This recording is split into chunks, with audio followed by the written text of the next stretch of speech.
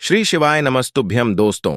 आप सभी लोग जानते हैं कि 27 मई 2024 को है नौतपा जैशठ महीने का पहला सोमवार, जिस दिन आप लोगों को 108 चावल के दाने वाला उपाय जरूर करना चाहिए, क्योंकि इस उपाय को करने के बाद आपकी सारी मनोकामनाएं पूर्ण होती हैं, आपकी दुख और परेशानियां भी दूर होती हैं। तो दोस्तों, इस 108 चावल के दाने वाले उपाय को हमें इस वैशाख की पूर्णिमा के दिन कैसे करना है, किसको करना है, किस समय करना है और कहां पर करना है, यह सारे सवालों के जवाब आपको इस वीडियो में मिल जाएंगे। और जो यह वीडियो देखेगा भाई, उसको 108 चावल के दाने वाला उपाय जरूर करना चाहिए, क्योंकि इस दिन 108 चावल के दाने का भी बहुत ही बड़ा और विशेष महत्व होता है। और जब बात आ जाए 108 चावल के दाने की, तो यह सोने पर सुहागा वाली बात हो जाती है और यह बहुत ही बड़ा उपाय हो जाता है। तो अब दोस्तों, इस 108 चावल के दाने वाले उपाय को आखिर करना किसको है, सबसे पहले हम लोग वह बात जान लेते हैं। तो देखो, घर के जो बड़ी माताएं बहनें होती हैं, उन माता बहनों में से कोई भी एक बड़ी माता बहन इस वाले उपाय को कर सकती है। और दोस्तों, अगर आपको चाहे तो अपने घर में से सभी सदस्यों को भी इस उपाय को करवा सकते हैं।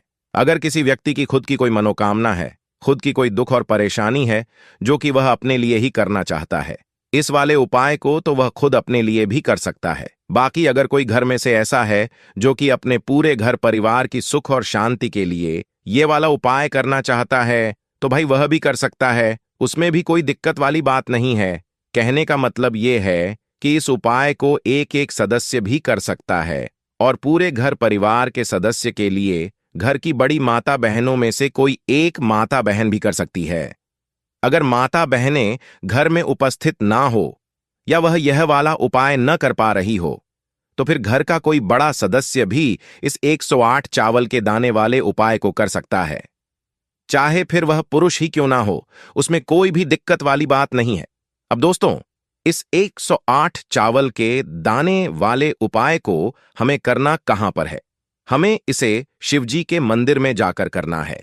बहुत सारे लोग प्रश्न करते हैं, हर उपाय को करते समय क्या हम इस उपाय को घर पर कर सकते हैं? तो इस वाले उपाय को आप घर पर नहीं कर सकते हो। इस वाले उपाय को करने के लिए आपको शिवजी के मंदिर ही जाना पड़ेगा।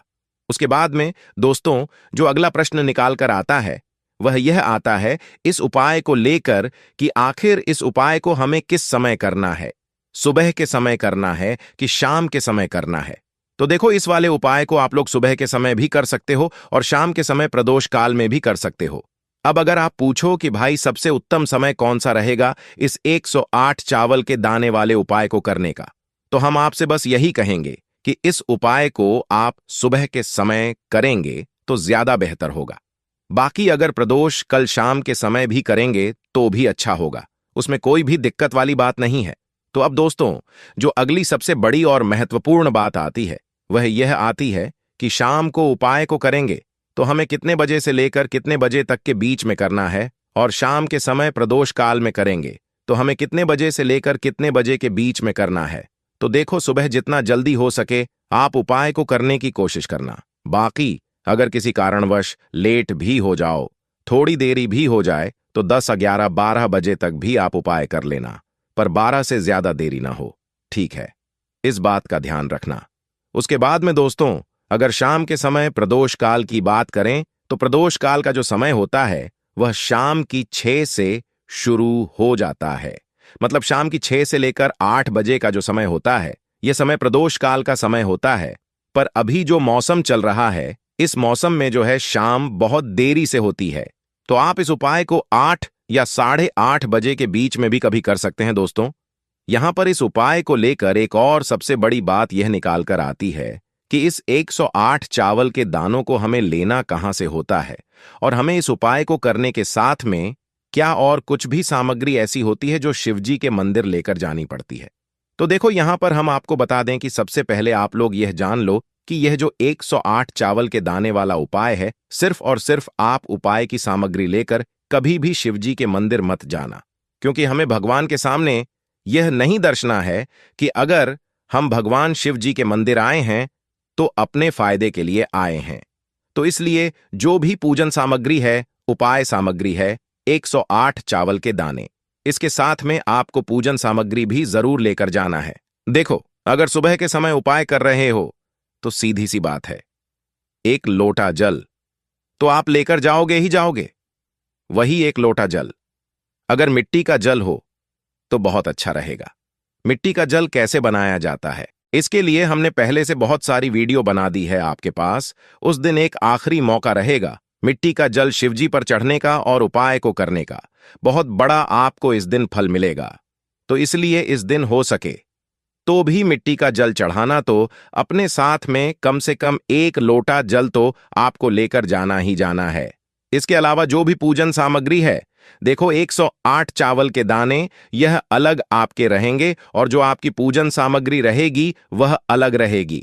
पूजन सामग्री में आप जो भी चीज लेकर जाना चाहे वह लेकर जा सकते हैं, उसमें कोई भी दिक्कत वाली बात नहीं है। वहीं अगर हम बात करें शाम के समय की, तो शाम के समय शिवजी पर जल नहीं चढ़ता है। इसीलिए शाम के समय आप लोग एक दीपक तैयार कर लें, जो कि गोल बत्ती का आटे का शुद्ध देसी गाय के घी का होता है ना। इस बात का आप लोगों को ध्यान रखना है और इस दीपक को आपके घर से जलाकर नहीं लेकर जाना है, भगवान शिव जी के मंदिर में जाकर ही जलाना है। इस बात का भी आप लोगों को ध्यान रखना है। अब दोस्तों, यहां पर हमें इस बात को समझना है कि यह 108 चावल के दाने हमें लेना कहां से है, कि हमें दुकान से लेकर आना है या हमें अपने घर से लेना है या कहां से लेकर आना है और कौन से चावल लेना है, क्योंकि चावल भी बहुत प्रकार के होते हैं। तो देखो, इन सभी सवालों के जवाब आप लोग एक बात में सुन लो कि भाई यह जो उपाय है, इस उपाय में आपको यह नहीं देखना है कि भाई कौन से चावल है कौन से चावल नहीं है। बस जो भी चावल ले रहे हो वह चावल का दाना सेगा होना चाहिए, मतलब सबूत होना चाहिए, टूटा हुआ नहीं होना चाहिए, कटा पीटा नहीं होना चाहिए। ये बात आपको ध्यान रखना है। बाकी आपका चावल बासमती हो या सादा चावल हो या कोई सा भी चावल हो, उसमें कोई भी दिक्कत वाली बात नहीं है। तो सीधी सी बात है कि आपके घर के रसोई घर में जहां पर आप भोजन बनाते हो, वहां पर जो भी चावल आपके उपस्थित हो, उन चावलों में से अपनी एक कटोरी भर लेना। एक मुट्ठी चावल अलग से निकाल कर रख लेना, क्योंकि हम 108 चावल ही यहां पर इस उपाय में लेने वाले हैं, तो हमें यह चावल के दाने गिनकर निकालने पड़ेंगे, है ना। इस बात का आप लोगों को ध्यान रखना है।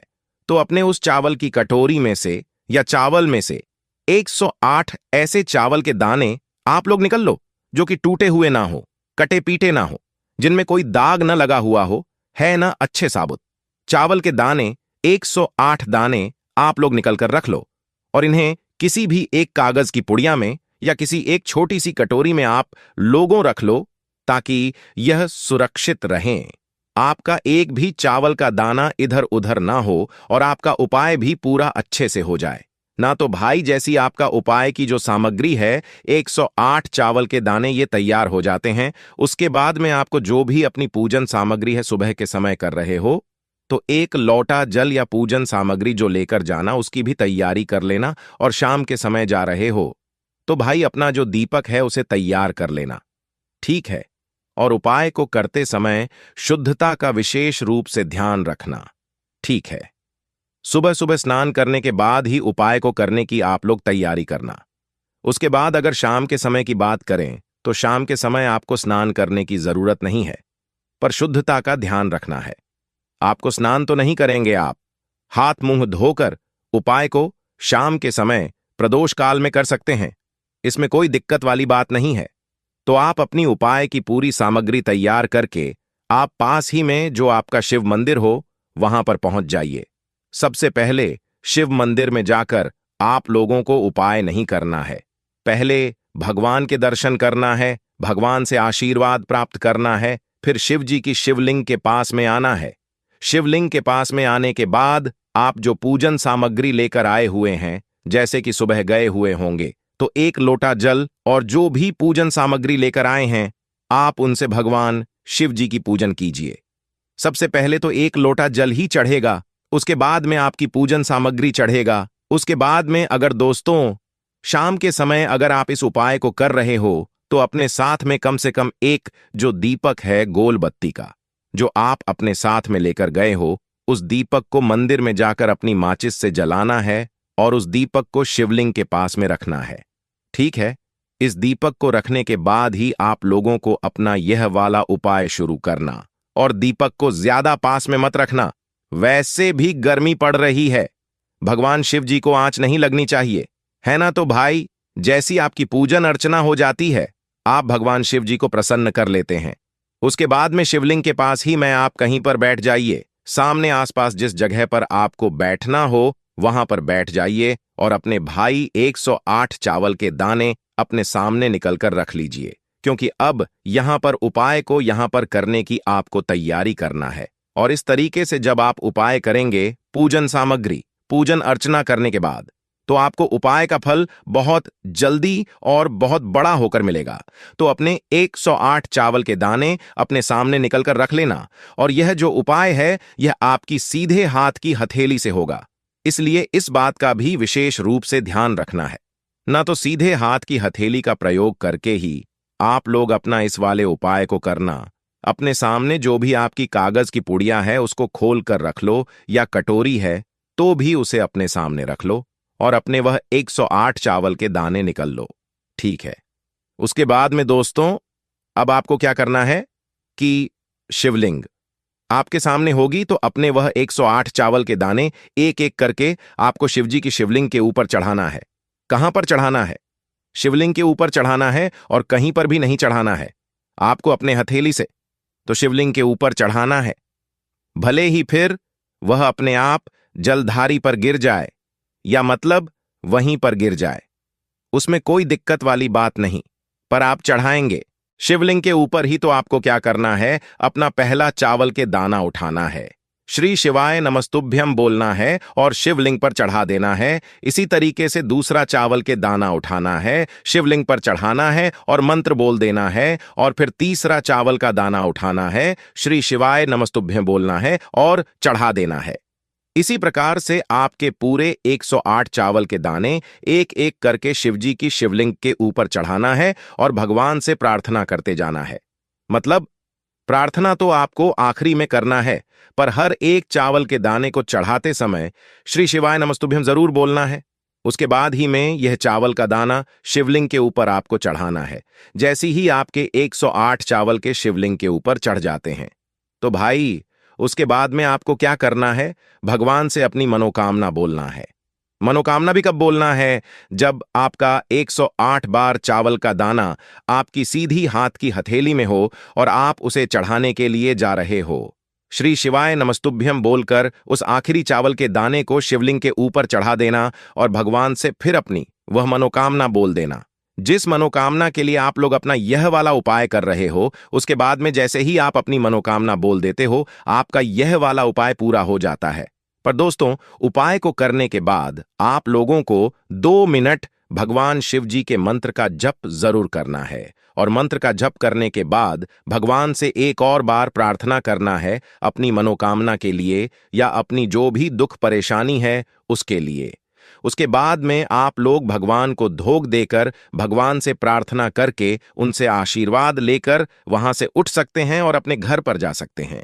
बस दोस्तों, यहां पर यह वाला उपाय पूरा हो जाता है।